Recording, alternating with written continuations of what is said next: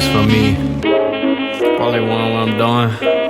Every day in the studio. Every day in the studio. Every day no fully shit. In the streets with the Yeezys on. In the streets with the hoodie up.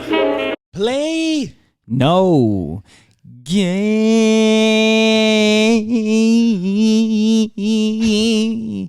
Damn. And show. Podcast / show. We're missing a brother. Once again, I have to say this. So, Cassian Vasile will be back. Casa. He says, happy 2022. Man. How did I know that? I called him. Man. We don't need any detractors in the comments. I did not trade Cassian for a brand new whip. You did? Nah, I didn't. Cassian, my brother. You ain't gonna trade him in for a brand new whip? Shit, I contemplated. I can't. He do got a new whip that he ain't invited me into. Oh, so you got BMW money, huh? I'm calling you out. Yeah, hopefully you listening. I thought he had the Audi though. I think it's a BMW now. Karma.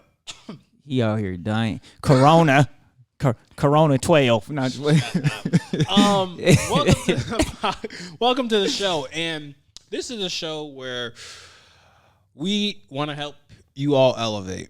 Today we got an episode. We want to help you in relationships. We want to help you in social issues. We want to help you build your self-worth. And what that looks like is you taking in our content, and the content that you'll listen to will help you be a more balanced human as we take you to a higher vibration so you can be balling and all those things I just talked to you about. To my left, maybe to your right, I have one of our other lovely co-hosts. We got Arthur. You know what it did. You know what it did. You know what I'm saying? I'm up in that eardrum right now. What's up? Dixon Dynasty. Yeah, I got the shorts on right now. The Dixon Dynasty shorts on. How did I know? And then, I gotta give a shout out to one of my homeboys, man. Women Ball 2. I'm wearing his shirt right now. Make sure you go check it out online, womenball2.com. It's a great place to support your local women in sports and in all things. It's not only the fact that I coach hoop, but like the fact that like I think notoriety for women in general is starting to grow, and I think it's just a great place to start just to support them in that aspect. So womenball2.com. They have a great motto, great message, great people. So I want to give a shout out to them. And I want to give once again, I would love to, I'm still going to give him applause, but I want to give my guy applause because, he back. He back. But I can't do that appropriately because you know what? Not enough of you are subscribed to the show, to the Instagram page. Man. You know where you can find us on Instagram? Lookhere.fri. Man, don't get confused. We do other things like social dating things, whatever, but that's where you can see some of the clips of the show. But if you really want to help support us and really help us grow, and so we can be that orgasmic for your eardrums, is $Hero Bob. I've changed over 2022. I don't make mistakes like that. $Hero Bob to donate to my Cash App, the Cash App that helps the whole unit, the whole team. I hope you don't make mistakes in 12 days of New Year. Yeah, I know they're right here. But I want to give a shout out to you, my guy. And I would push this button, and there will be some clapatrons. Pod is back. Yes, sir. So how was it filming your very first podcast that you will also drop so people can follow? Definitely go follow that. That's Majay Teresa. Brace Yourself Oregon on Spotify, Apple Music. Go check that out. It's in the works. Church announcements. So next episode is Ice Queen. If you don't know her, she's a popsicle, Latino popsicle maker, creamery. She does vegan popsicles, and they're fucking fire. I have to own up to them. She does like everything from Oreo to key lime pie to Sour Patch Kid. Yeah, like she got a wide variety right now. You know, it's wintertime, so they're not as booming as they do in the summer. But you go check her out, Ice Queen. That's our next episode. It'll probably drop in the next few weeks. Yeah, so make sure you stay tuned. Be ready for that as well. Yeah.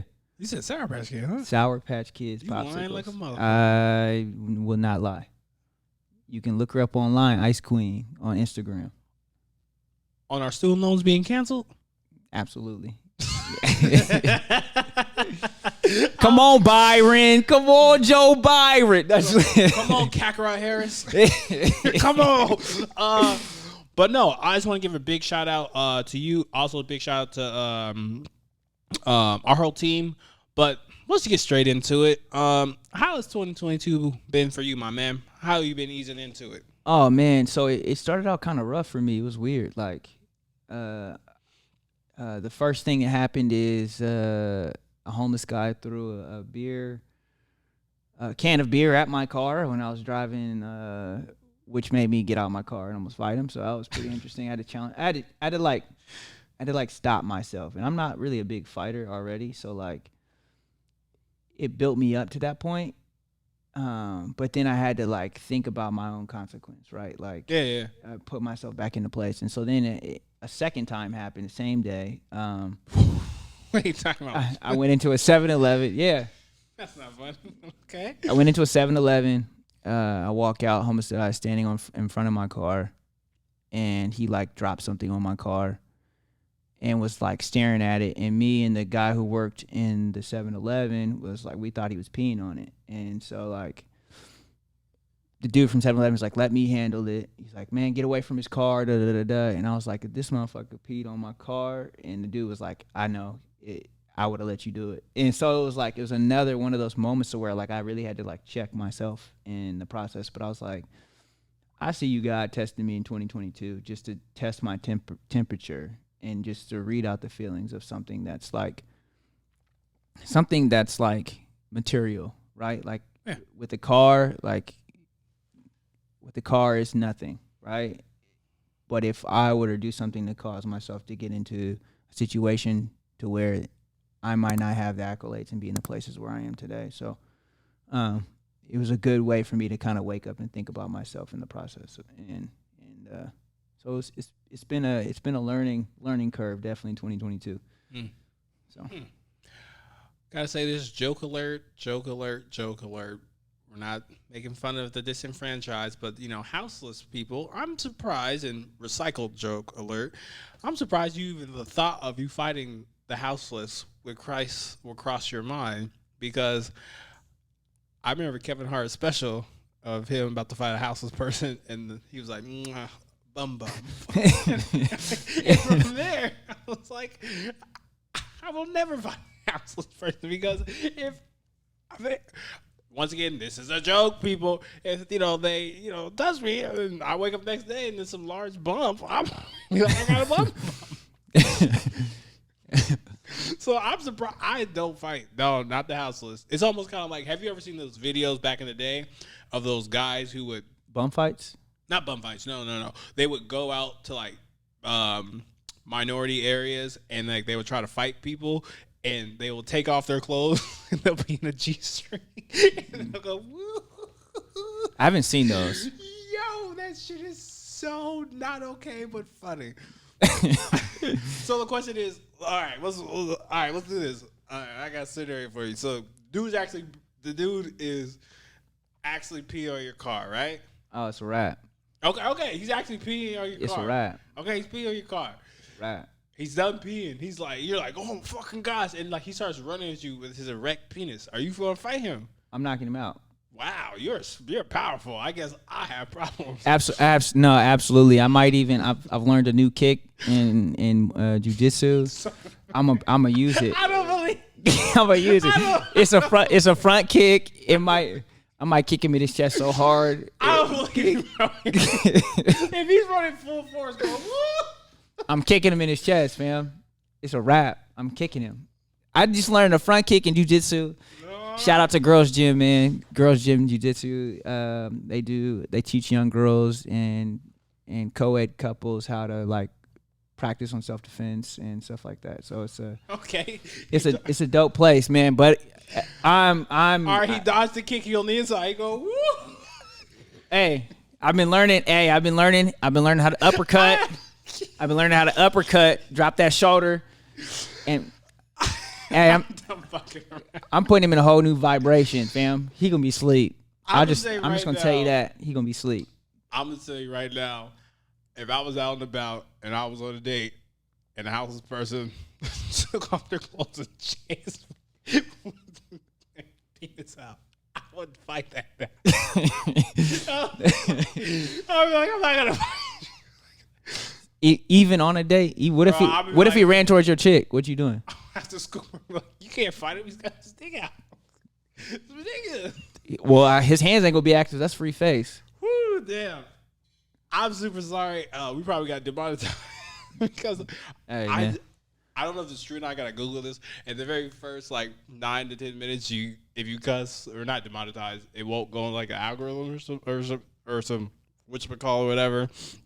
But we kind of 5 minutes of this podcast will not make it to the light of day. We talking some heavy shit, y'all. But, we definitely cutting that out. Maybe we get a Patreon and y'all start paying us to be here more. We just let you know what we was talking about. It was some real shit. But 2022 for me, man. Yeah, how's it been for Robert? Ooh, can I say it? Go ahead. No. I'm gonna let you say. Whoa. Go ahead. It's been refreshing.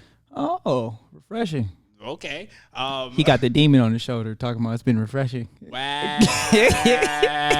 Can we get much higher?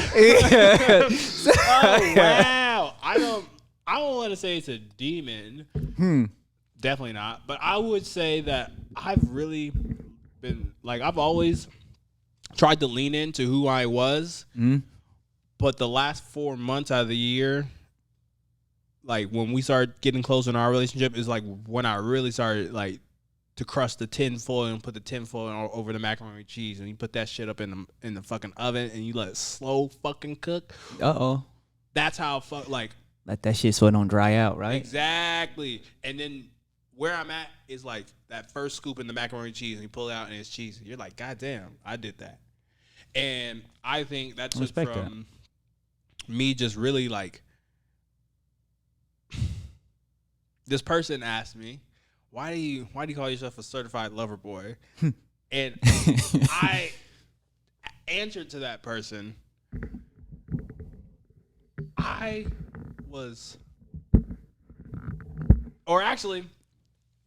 on, we're going to keep that certified lover boy. When we were playing the voting game for New Year's, right? Yeah. Now, one of my friends is booed up. I'm not going to call him out. That's his business. He'll eventually be on the show. He'll call himself out. But if he wasn't booed up with a girl, it would have been a tie between Jay and me, because in the voting game, y'all picked who's easiest to fall in love, right?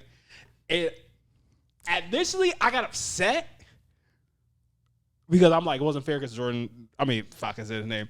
He was with his girl, and I'm like, all right, cool, whatever. But me and him really are tying for that. We were first place for that. Bro, don't even cap. Don't even cap. Don't even cap. We and him were tied. But why I said that was beneficial is because the same answer I gave to that gal. I'm a certified lover boy because out the fucking womb, first grade, I was giving girls flowers, and I was being the light-skinned Drake before everyone was thought that shit was cool. Yeah. I got girls extra special Valentine's Day. I put my hard money, not simping, but this is how you make me feel. And I had no problem doing that. And I think I was the opposite. Well, tell me more about that. No, keep going. It's not about you right now. And I would just say for me, I just learned to, it's okay. It's a balance of doing that and unapologetically doing that, where I'm you have my time right now, and I appreciate that. And I just really feel like I'm supposed to be the man I am today right now, a certified lover boy. And what that means to me is not the Drake album. It means I love hard. When I give love, it's free. It's my superpower. And just like Tuxedo Mask did to Sailor Moon, taping these women out out the door, leaving roses. Who that? Tuxedo Mask Man.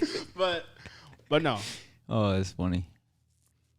I don't know. I don't know what you would call me in that sense of like how I love, right? Like I think I'm just like I get in too deep, right? Like I'm all in. I jump in the deep end. I'm the deep sea diver, if you would put it in a way. I don't know. I don't really know how to describe it. Like I go above and beyond in certain matters, but it's always to that one person. Like I'm not like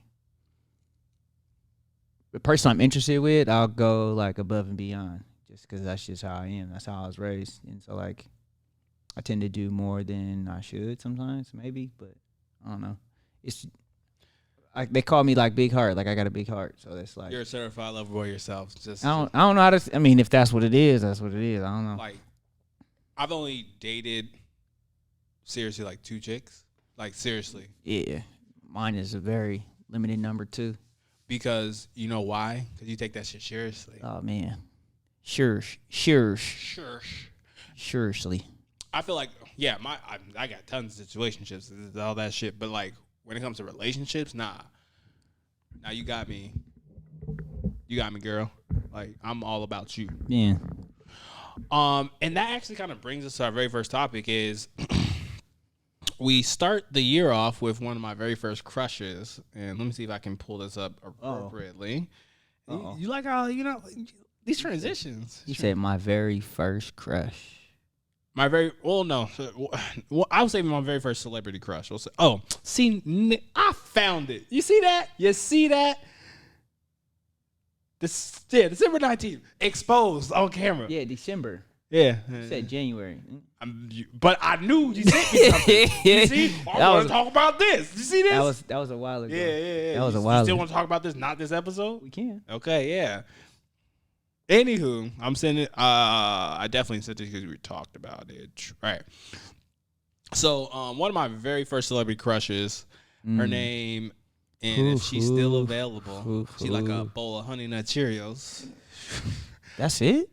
Shout out to KG. He gave me the material. Lala Anthony. A bowl of Honey Nut Cheerios? That's it, bro? That's whack.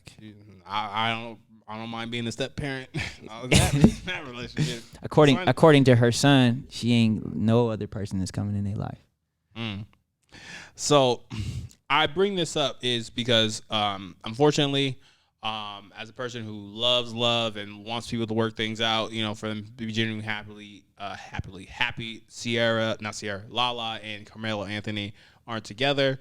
And I'm fortunate. I know they tried to make it work, but she shared on Instagram her very first time being by herself. She was with her son, and this is what she posted. And I thought that was very integral for us to talk about. She said,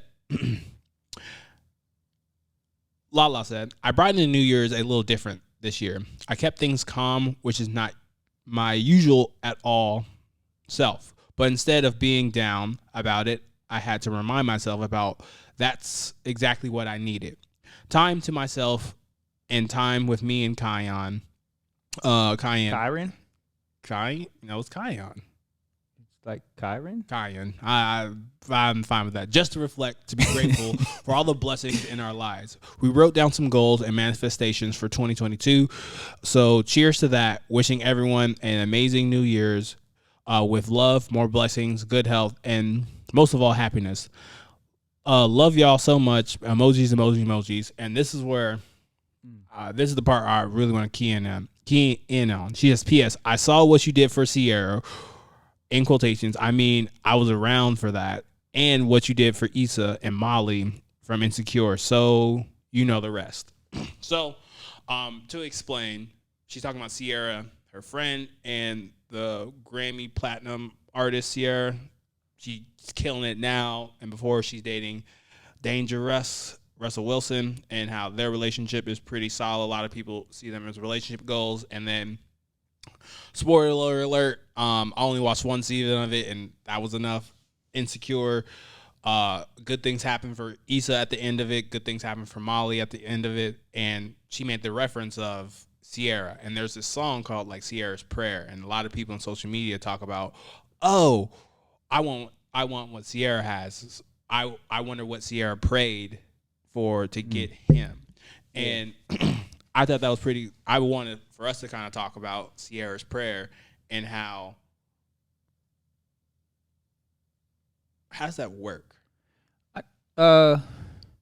It's such a like a double-edged sword, right? Like, I think I've said this before. Like, a lot of women and a lot of men want that, right? They want the Russell Wilson. Yeah. I was about to say the wrong one. I was about to say the wrong one. They want the Russell Wilson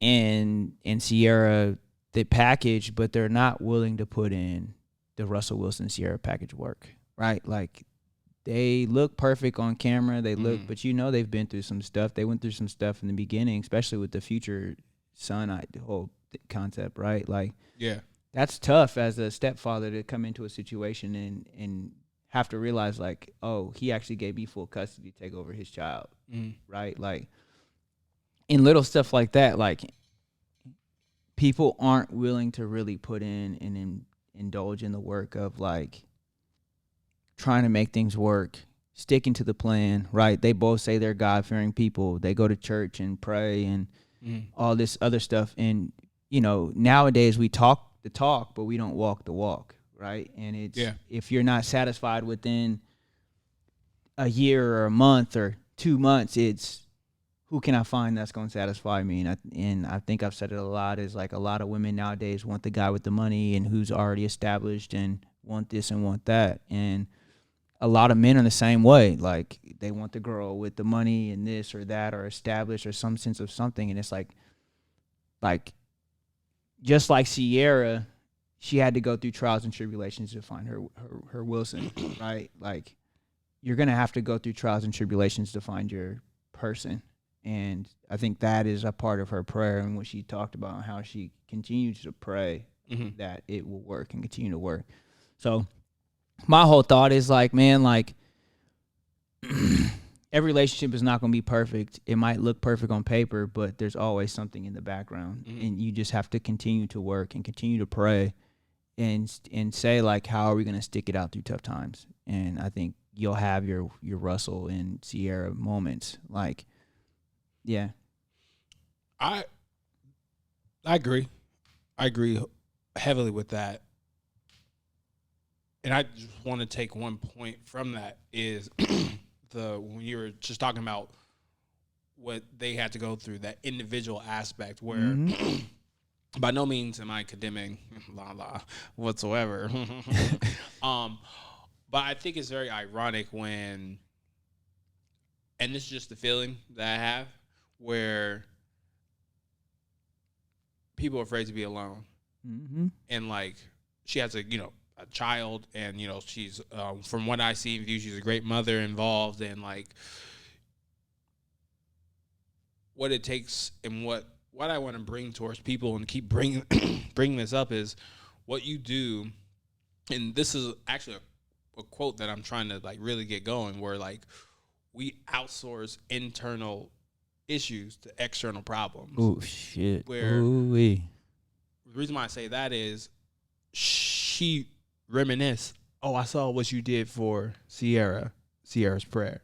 I saw what you did for these TV characters, right? Where, once again, I have to say this in context. I'm speculating. I don't know if she's truly been alone, if she has situationships, but, like, I'm just, from my lived experience in life, I just know a lot of people where they miss one of their 10,000 matches, and eventually I have to explain that to the people why I say your perfect match is you have 10,000 opportunities. It didn't work with Mello. And, the first thing we do is we reach out for that, rebound or that backboard. Yep. And Lala, what can you do? And this kind of leads into the difference between being ready and are you worthy? And that's the thing I would ask her. Do you feel worthy that you can be enough for anyone? Because it seems like you went through a lot of shit. Everyone wants to get to the point where I'm ready for this. Where I'm like, you can be ready, but you can't. But you may not feel worthy of the opportunity. Yeah, we had that conversation the other night. Mm-hmm. Yeah, I think you bring a valid point of aloneness, and people don't recognize, like, even in a relationship, you still got to learn how to be alone. You still got to learn how to recognize the change within yourself, because you're ultimately changing, like, through the process every day of being with somebody. You're changing, so you have to recognize you're alone in this process, and people are scared of it. Like, and I think that is, society right now, they would rather force something than to be content with what they have for themselves, so that they can be ready for something better. Oh no, you speak in the gospel, because I can only speak on the times where I'm an extrovert or introvert. So like, I get my energy from like when I kick it with y'all or people pop up. But as you saw, like once I get into my little nook, like, nigga, I'm there. Like, I'm cool. Yeah. And I can't even front. I believe there are a few times even last year where I was just kind of like, what's my purpose? Who's my purpose? Who's this? Who's my Roxanne? You know, I'm Maximilian. Like, who's that? And I think this is the work that people like you were bringing up are afraid to. Look in that motherfucking mirror. I look ugly. Not like I'm handsome. Get that. But I'm talking about my behaviors are ugly. I'm pouting. And that's what I feel like we talk about that work. That's why we respect Russell Wilson. And I actually want to pivot too as well. And I don't want to make this a female versus male thing. And I don't think people are ready for, you know, a Russell Wilson type of a guy anyway. I feel like a lot of those guys get overlooked. But the reason why I bring that up is we call that guy a square back in the day.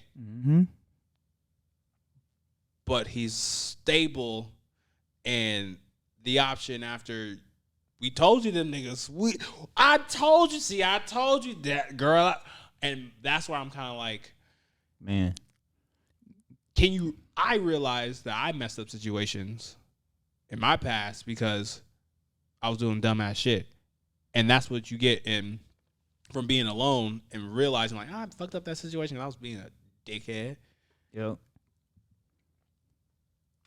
And I just sat and was still with myself so I can learn better tools. But that's where I'm like, that's where I was picking from, where you're coming out, where I'm like, that's that word that's what I want us to, you know, get into the mush with. Yeah. How can you divulge with yourself things that you are trying to divulge in other people? Like, stop taking it out on other people when there's the work that you need to do for yourself inside yourself. Like, and it's crazy that we say that, like, going through what I went through last year and just like trying to learn that for myself. And you talked about like like the pouting sense, right? Like, as a kid, you recognize, you know, you're pouting, right? Like, you're throwing a tantrum, you're throwing shit, kicking, screaming, pounding the floor. Like, there's clear signs that this kid is pouting. As an adult, you don't do those things. You do other things to show that you're pouting. Right? And it's not the same old kid stuff. But when you look at it and you take a deep breath and you stand back, you're like, damn. Like, it hit me when you said it. Like, a nigga out here pouting, bro. Like, and he's pouting in a different way. Like, it might not be, you might be running rampant in the streets. Where the bitches at? Right? Let's get a drink. Or at the bar every night, popping it, meeting another female or male every night because you feel like you need to. That's a form of pouting. Ooh. Right? Like, that's what some people don't recognize. And it's like, how can you just escape and be on your own and learn and really try and grow from what you went through in that process? And I'm going to tell you, it's about the people you are with. Absolutely. And the people I am with,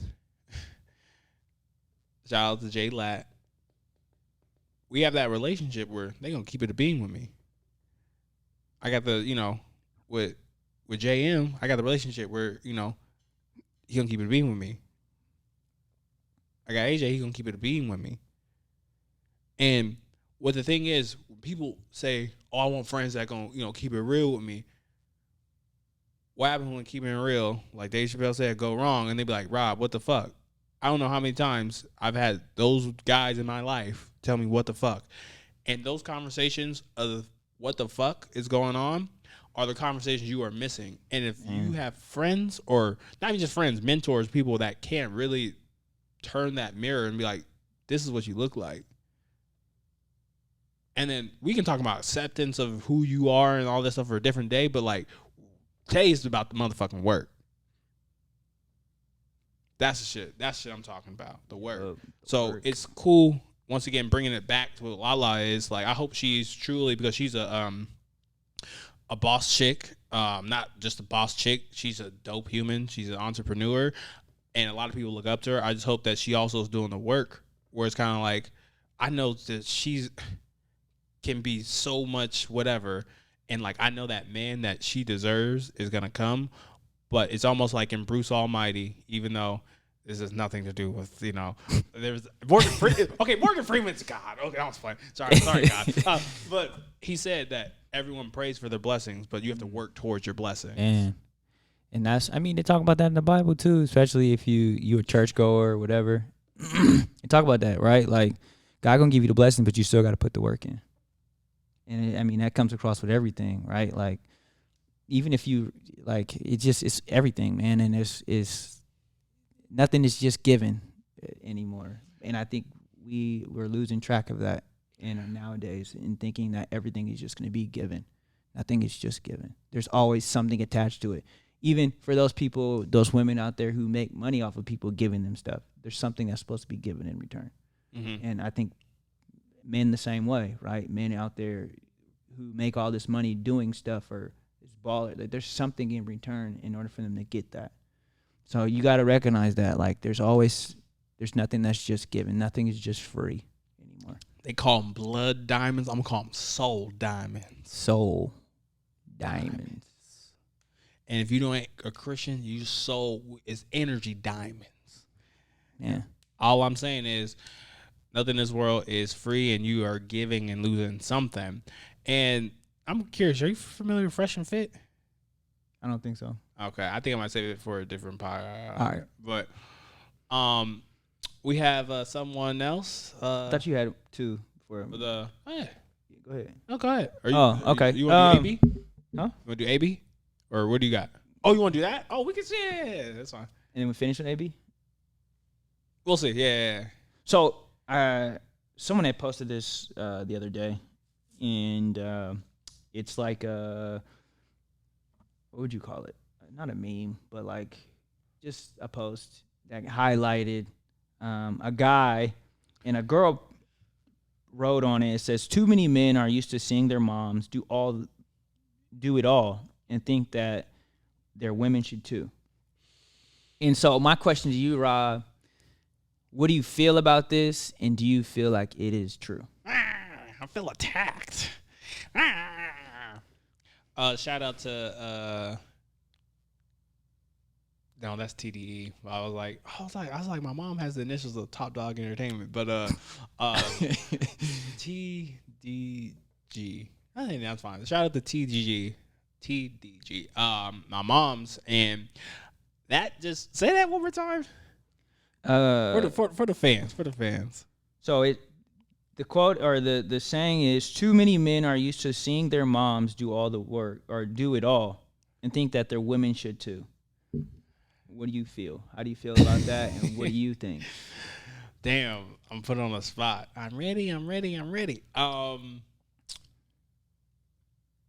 I agree with that, and I would say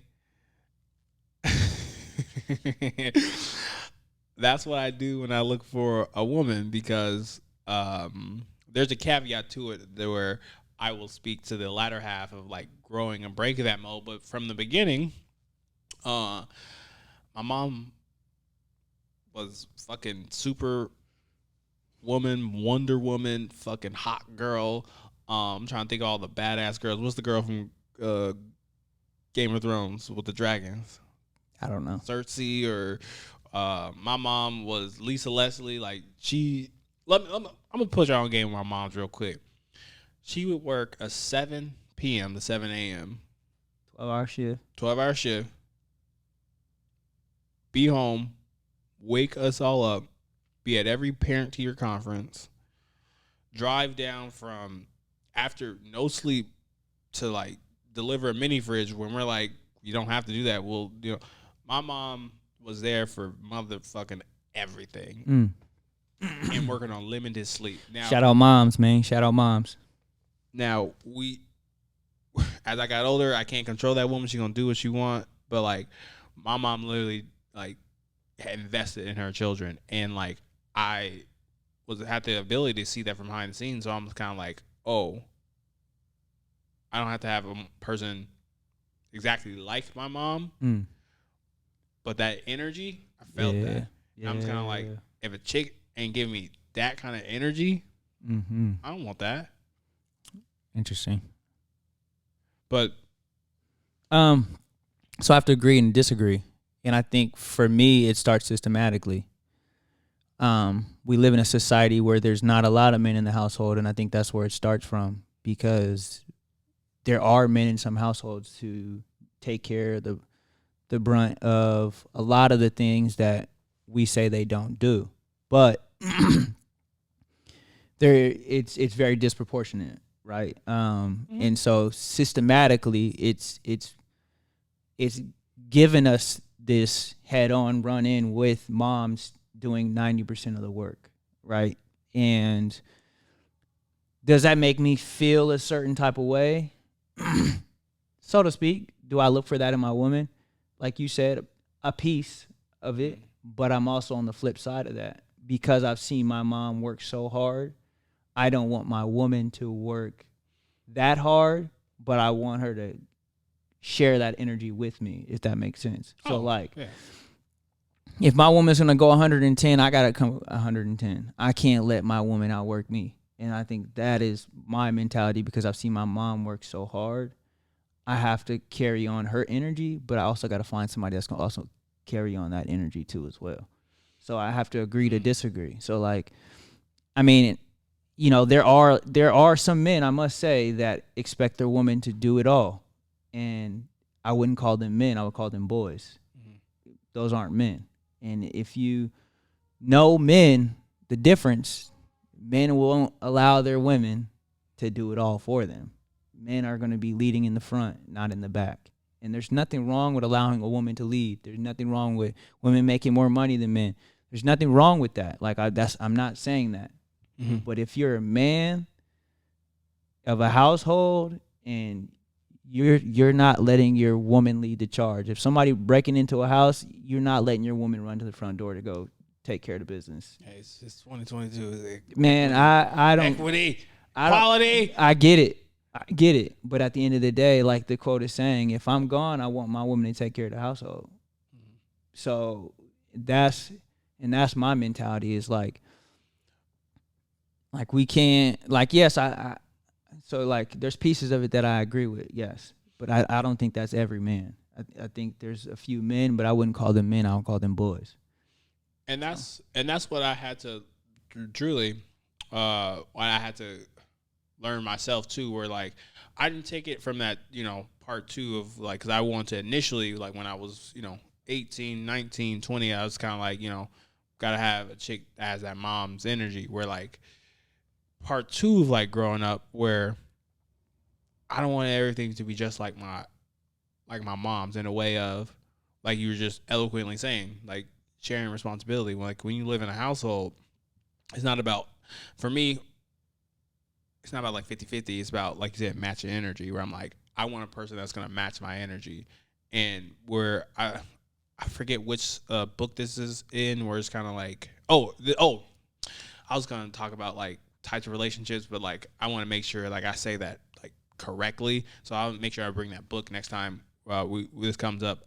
But like interdependency, that's what I want to bring to the fold, where I will see what you said and raise it to being interdependent. And I feel like it's still like we're saying different things, but like we're in the same like tribe of what we're trying to do. We're like, me personally now, I think once I hit like 24, 25, I think I shifted my thought to being like, yeah, don't want to see my chick work, but I actually don't want a trophy wife. But I do want her to feel like she can spearhead something in the household. Yeah, and she absolutely. can see that I'm a dude who's not going to be pressed that she's leading.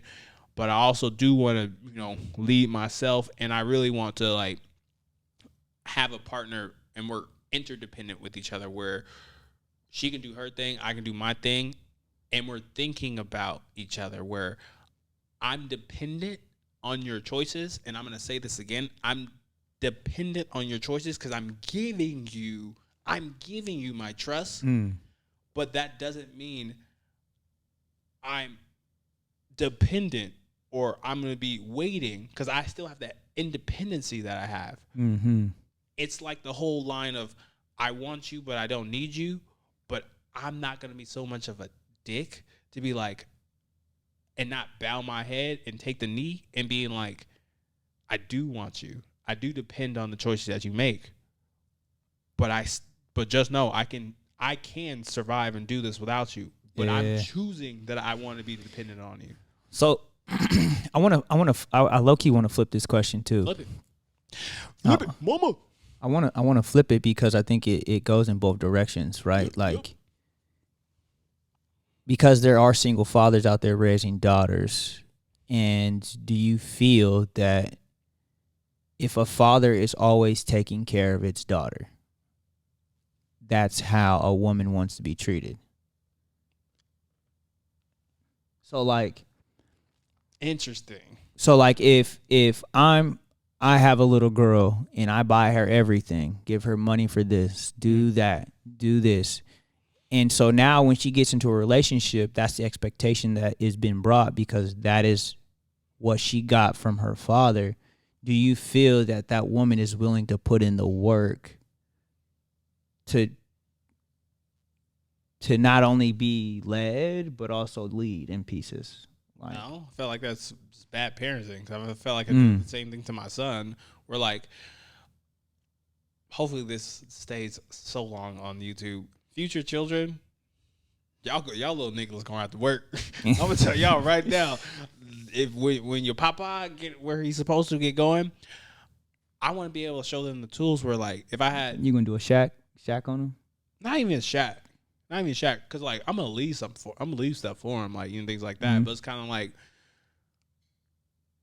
when I write my will, like I'm gonna know my kids where I'm like, you ain't getting this, or I hope I've instilled the values in them where it's kind of like I got this stuff on my own, but I didn't do this by myself. Where like I don't do this, podcast by myself. Like when we do the pie chart and more of the money comes in, nigga. Yeah, Bob Gill. I'm like, bro, I've been stressing. Let me just. But it would be very disrespectful for me, of my mom, and then of the team that I've created. Right? Be like, nah, this is 100% me. Nah, my mom didn't teach me to think like that. Yeah. My mom taught me to be like, how do you run a system? Mm-hmm. And if you don't know how to run a system, you're not going to be able to know how to run a relationship. And a system is clearly, how can I teach this human to be self-sufficient? If my daughter thinks or my niece thinks that, yeah, I'm going to be there for you and you ain't going to do no work.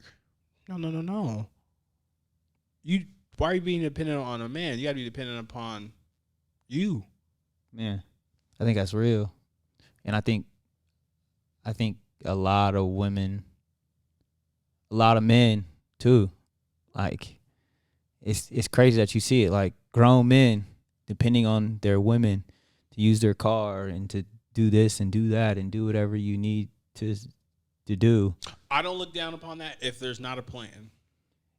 And I think a lot of them are satisfied with not having a plan because their woman is doing it for them. And I think and it goes in both directions too. Like the women do that too.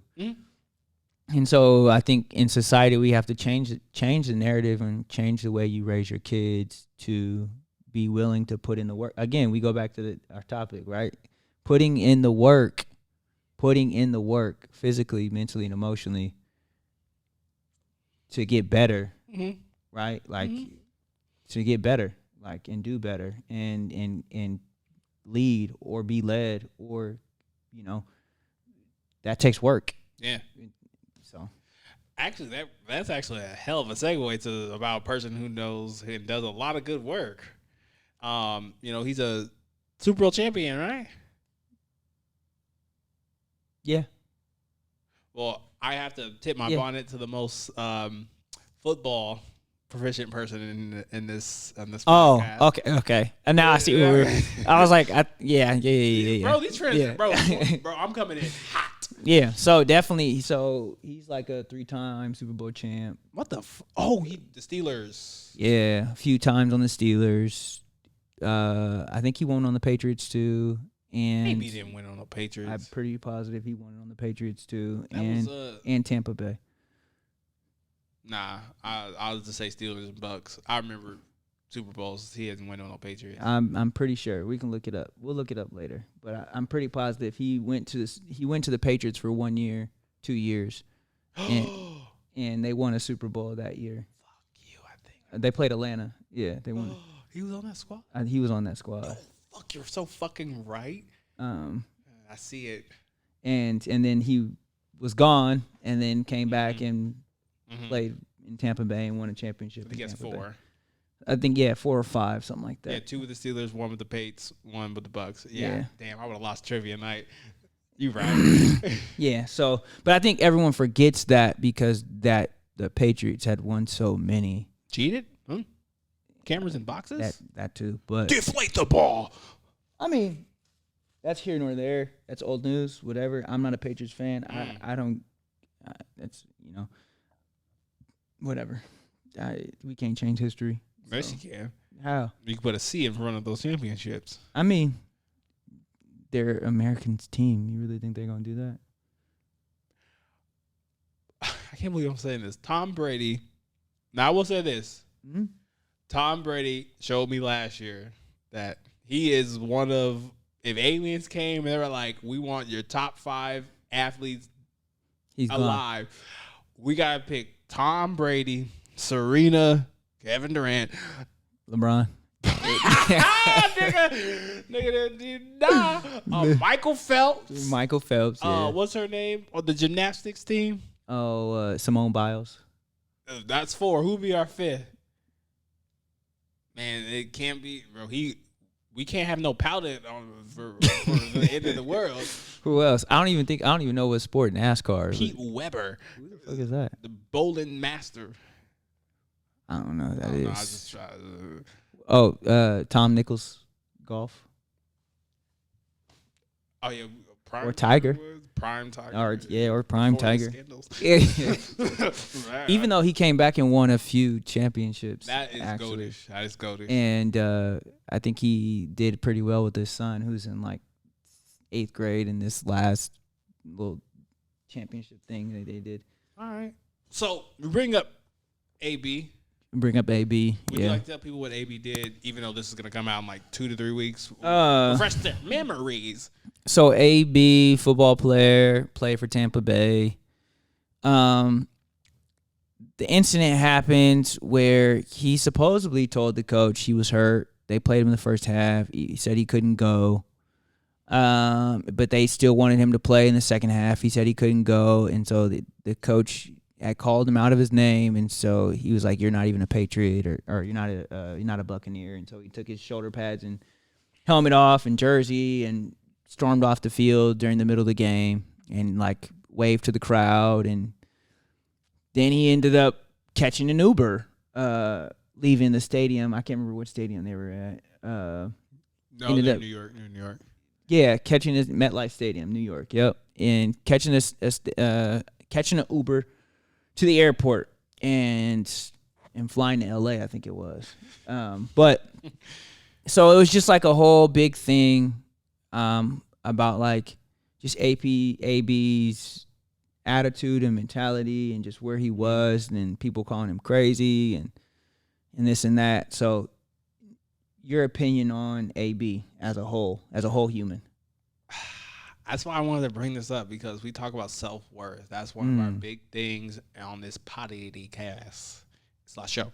And we talk about mental health. And this is relevant for us in the show because how many times have you thought with like working with somebody, maybe at your job or like what's the borderline between someone actually being a dick or someone actually having a mental health thing?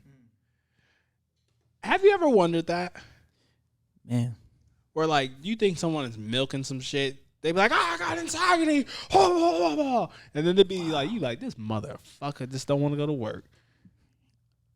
You know, it's a two-way street with that. I have to say, dealing with a relative who had mental health stuff and living with him and going through what I went through and experienced, like, it's like, oh man, it's like two-way. It's really a two-way street because some people play the card, and especially I think nowadays the youth play the card a lot. Oh, we talking about it today. The youth, I think a lot of youth play the card, but they really don't understand what true anxiety is and true like a mental disability is. Yeah. But they play the card. Like I'll give you an example. Like today, I was working at the middle school today, and 2 girls were supposed to be giving a presentation, and one of them was like, "I can't. I have an anxiety. I'm having an anxiety attack. I can't give a presentation." And in my head, I'm like, "That's not anxiety. That's just nerves. That's nervousness. That means you're nervous." They ended up doing the presentation and killed the presentation, but it was like, I thought you had anxiety to not even do that. And again, I don't know true mental health. I can't speak on and say like I know mental health, this and that. But what I can say is that I think a lot of people get their mental health construed with just regular emotional feelings and not the deeper emotions of like anxiety or depression or all that. Like there's I don't know. Yeah, I'm just gonna stop there. No, yeah. There's something I can't say, but like you're on a really good route, and I want to use AB as our patient for today. Where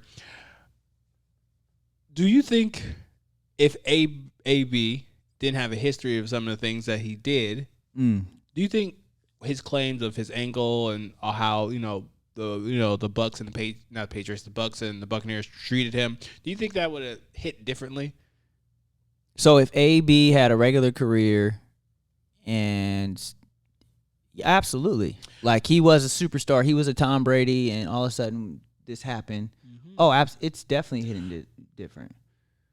And that's why I want to bring that up because obviously there was a point, I do have to mention football is a very dangerous sport, and there's a point where a lot of people like really go on and say like, he's dealing with CTE and things like that.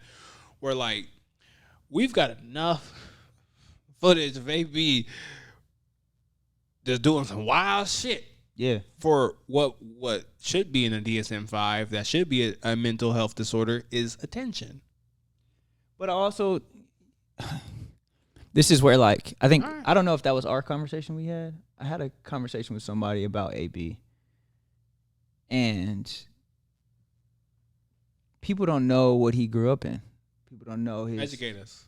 Childhood life is. I don't know it. Okay. I can't give an education, but maybe it's bigger than mental illness. Maybe it's more with trauma and how his expression of how he expresses himself. Right, like when you, especially if you come from a place where you're not used to having money. Right. Okay. Ooh, and you begin to perceive and receive money and accolades and all this, sometimes you don't know how to act.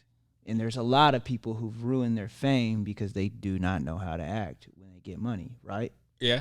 And maybe he's cut from that cloth, I must say, where he doesn't know how to present himself in a manner that's more positive. So, and here's my thing I would kick to you, right? Here's the thing I would kick to you. Where do we draw the line between responsibility and understanding? And that's what this ultimately leads up to. Yes, absolutely. Because by all means, as you know, you know what I do. I always meet people where they're at. But how many times between I'm gonna piss on your car. I got major depressant. And you're kind of like, all right, 1, 2. You keep pissing on my car. All right. And the reason why I bring that up is like that line doesn't exist right now, currently. Nope. In the mental health professional world, where like obviously we have to, assess and examine all different people, and out in the world where like people just, oh, this guy's bad because he's a narcissist. Y'all haven't met no narcissist. I'm gonna tell you right now, in my career, there's maybe like one client that I've ever dealt with where I'm like, oh, yeah, this motherfucker is a fucking narcissist. Like, and what y'all think is narcissist versus what I was in a session to be, I was like, whoo, this. Have you ever seen like Dr. Eggman or like just think of the most. I'm trying to think of like a fucking like. I'm trying to think of like not even Megamind, but it's like this motherfucker was. You be like, he's like, yeah, like goddamn, like you don't like, and because of the training stuff, I'm just kind of like, oh, I can see this story don't make no sense. You don't know. You don't even know. And I think this appropriation of words, like you're saying, like, oh, I have anxiety. No, you're nervous because I believe wholeheartedly that, and there's like on the Briggs-Myers test and things like that that you can administer. Like everyone has a normal level of anxiety. Like normal level of anxiety is from like 1 to 3, and I feel like that's different from nerves. Like nerves are nerves, but like you're about to do a test. Like you're gonna be nervous, and you're gonna be like a 2 on the anxiety scale. If you didn't study, maybe 3. And then after 3, 4, 5, 6, that's when you're creeping into like, oh, I'm gonna generalize anxiety. I'm gonna go see Robert. Like this is impeding me from my day because I deal with those real people, and I can see that. So, and I think that's what people don't understand, right? Like mental health issue impedes on normal activities. That's when you know it's a true problem. If you can get up, wake up, brush your teeth, this, that, the third, whatever you need to do in the morning, go to work, this and that, and then come back and be like, oh, I have anxiety. That's not anxiety. Like anxiety is you waking up in the morning and you don't know if you want to get up out of bed because something might hit you different, or you just don't feel okay, or you might think that if I'm late, I'm gonna get fired, or there's just so much that could wrap into it, right? But I people just misconstrue definitions. I think part of that is too Google, right? Like our best friend Google is a problem, and it's a problem, but there's also like pieces of it that are also positive, right? Like you can look up things such as anxiety, but it's not going to give you the real thing of what anxiety really is. It's not going to give you the feeling or the emotion of like how it really takes you. Yeah. So, and I don't know too much about it. I've done a little bit of research because of stuff that happened in the past, but like we have to, again, I think if we go back to the beginning where we started of like knowing yourself, right? Like having this conversation with yourself, you know when you're off. You know when you're not in the greatest mood. And it might not even be like depression. It might just be like, you got low energy today. Okay. That doesn't mean you're depressed. It just means you are fatigued maybe. Or maybe you're afraid to be alone. You want to be with somebody. Or that, right? Like there's so much that can be attached to it. Or I didn't eat the right thing yesterday, right? Like, which gave me low energy today. Or I didn't eat at all, or only ate once. Or I've been going hard for 2 straight weeks and I haven't sat down. And it finally hit you. Because those things creep up. Those things creep up too. And people don't understand, like if you're ripping and running every day for 2 weeks, 3 weeks straight, eventually you're going to hit a wall. And that wall is going to be like, nah, you ain't moving today. And that's not depression. And I'm just going to say this off the rip. I think AB is like, it's either he has CTE, and I don't know too much about that from that hit. And from what I've watched and what I've seen, a lot of his behaviors could attribute to that. But like, I'm not gonna lie, I just feel like he's a jackass taking advantage of things he can do. And because he's such a prolific athlete, it's almost kind of like a team would want to take that risk because you're that good. Of course. Yeah. But at the end of the day, I have no problem saying this. I just feel like he's one of those people taking advantage of mental health. Compare him to Kanye. I agree 1,000%. What do you mean? What do you agree with? Compare him to Kanye? Yeah, compare him to Kanye. So if you feel that AB has a mental crisis going on. I think potentially, but I feel like he's more of a dick than anything. Just using it and taking advantage. Like Kanye West may have a mental health thing, but he's also still a dick.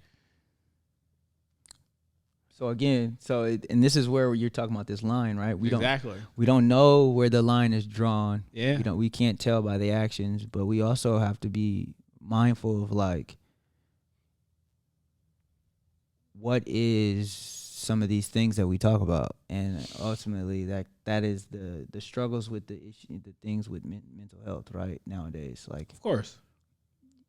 everyone is of course different. Everyone has different capacities in which they learn and move and navigate life and understand and even in their actions. And a lot of it is affected on like how you're raised, your chromosomes. If you're hit, right, or an experience, traumatizing experience can impact how you move, can bring you anxiety, right? And there's nothing wrong with that, but you have to recognize it within yourself to be able to like change how you move. And I just gotta say, just because you have a mental health or diagnosed or self-diagnosed doesn't take away from you working on yourself. Absolutely I always not. say you are a person with these things. You're not those things. I am Robert and I have anxiety. It's not I'm with it. No, it's something about you. Just like I'm Robert, I am a host. I'm with that. That's something I do. It's not all of me. I have multiple identities, and it separates you from that. And at least on my end on that, I at least just wanted just to say that and have that on record because, I'm pretty sure there's going to be another situation where we bring this up, and maybe you have more of an answer to that. But I would say right now, when you're dealing with people or even dealing with yourself, have grace, have patience, but just know, anybody can do that motherfucking work.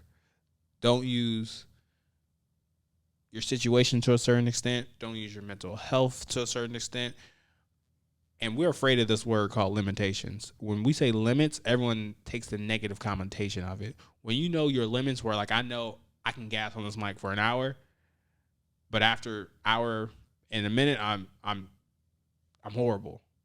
I'm gonna do whatever I can, and I know my limit. And because I know my limit, I know what I can do within that time frame. So knowing your limits is not a bad thing. It's actually a good thing to know where you can, what you can do. Not saying your limits don't grow or shrink. It's just that awareness. And I think again it goes back to the word we've been talking about, right? The work. In the work and knowing yourself, right? If you know yourself, you know your limits. You know your bounds. You know what you can and can't do. But again, the work don't stop there, right? Because like you were saying, your limits can change. So like, I might not be able to jump over a building, but if I put in the work to really try and do these things and take pride in that, like eventually I might be able to get there, like. And that just, again, it's just the mental capacity of willing to put in the work. Like, and that's in everything you do. That's your job, that's life, that's family, that's everything. And without the work, you don't see the reward. And at the end of the day, we want to put you in a higher vibration. So it's something that you should take from here is, if there's one thing, is put in the work, man. Keep working, keep grinding. And it might not be the physical work, but the mental work is just as good as the physical work. So, well, damn,